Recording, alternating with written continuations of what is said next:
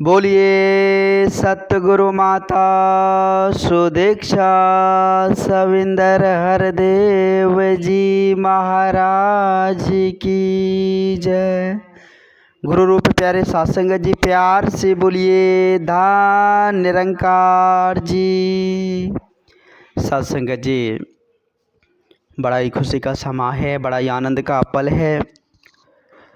नित दिन की तरह सत्संगत जी आज भी समय के सतगुरु माता जी के असीम कृपा से, रहमत से, आशीर्वाद से सत्संगत जी हम सबों की झोली में इस समय माता जी ने बख्शा है।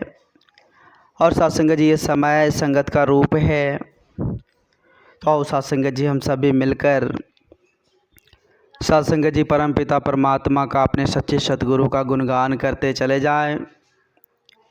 सत्संगत जी पवित्र संपूर्ण अवतार वाणी के अमोलक शब्द हैं। बाबा जी ने बड़ी सुंदर भाव से सत्संगत जी कहे हैं कि चंदन कभी ना छोड़े खुशबू, रहे यह चाहे बांसों में।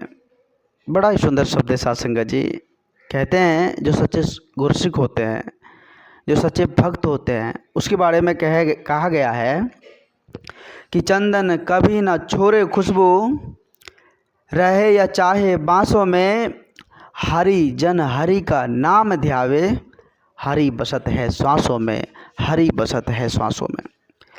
सत्संगत जी देखे होंगे, बड़े बुजुर्ग कहते हैं अभी के दौर में सत्संगत जी चंदन का वृक्ष तो उतना देखने को नहीं मिलता है, लेकिन पहले के ज़माने में सत्संगत जी कहीं कहीं सत्संगत जी चंदन का वृक्ष हुआ करता था। दास के भी गांव में सत्संगत जी बड़े बुजुर्ग बोल रहे थे कि एक बांस का बीट था और उस बांस के बीच में सत्संगत जी एक चंदन का वृक्ष था।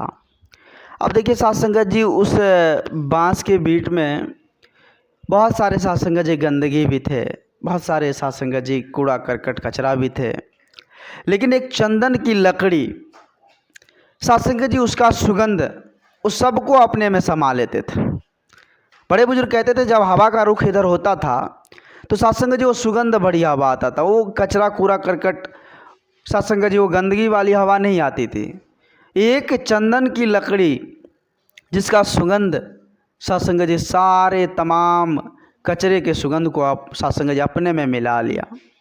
तो कहने का भाव है सत्संगत जी कि गुरसिक जो होते हैं, एक सच्चे भक्त जो होते हैं, वो सत्संगत जी इस दुनियादारी तमाम ये जो देख रहे हैं भौतिकवादी रंग बिरंगे संसार में रहते हुए भी वो सत्संगत जी इस परम आनंद को प्राप्त करते रहते हैं।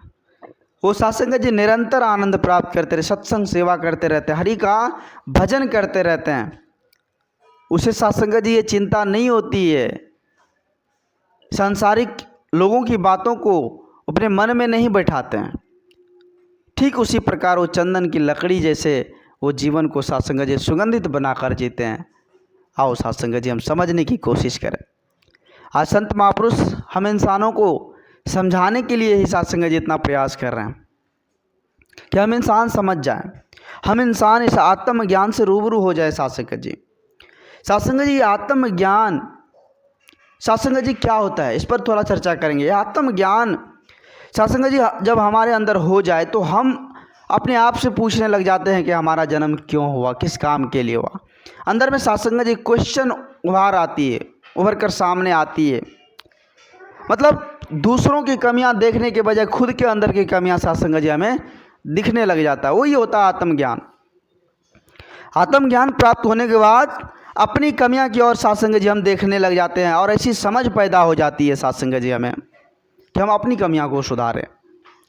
इसलिए संत महापुरुष कहते हैं कि आत्मज्ञान बहुत ज़रूरी है। जिसके पल्ले में आत्मज्ञान नहीं है तो सत्संगत जी सोचेगा कैसे, वो जानेगा कैसे कि हमारे अंदर किस प्रकार की कमियां हैं। वो तो सदा सत्संगत जी संसार को ही देखेगा कि संसार के लोग में इस प्रकार की कमियां हैं, वो दूसरों की कमियां को उजागर करने में लगेगा। इसलिए आत्मज्ञान सत्संगत जी बहुत ज़रूरी है। संत महापुरुष कहते हैं कि आत्मज्ञान इंसान को सात्विक मार्ग की ओर ले जाता है, आत्मज्ञान इंसान को उस परम पिता परमात्मा की ओर ले जाता है। सत्संगत जी तो सत्संगत जी संत महापुरुष इस धराधाम पर आकर हम इंसानों को चेतन कर रहे हैं, जगाने की कोशिश कर रहे हैं, लेकिन हम जागने की कोशिश नहीं कर रहे हैं। सत्संगत जी आज संसार में क्या हो रहा है, आज संसार में साथ संगत जी क्या हो रहा है, हम सभी देख रहे हैं। साथ संगत जी आज भटकने और भटकाने वालों की कोई कमी नहीं है। संसार भर मोड़ पर बैठे हुए हैं। आज हर मोड़ पर भटकने भटकाने वालों की भीड़ जमी हुई है साथ संगत जी। तो इसी भीड़ से निकालने के लिए हमें सच्चे सदगुरु साथ संगत जी तरह धाम पर आकर इस भीड़ से निकालने के लिए आते हैं और हमें साथ संगत जी चेतन देते, समझ देते हैं कि इंसानों जान कर भक्ति कर लो।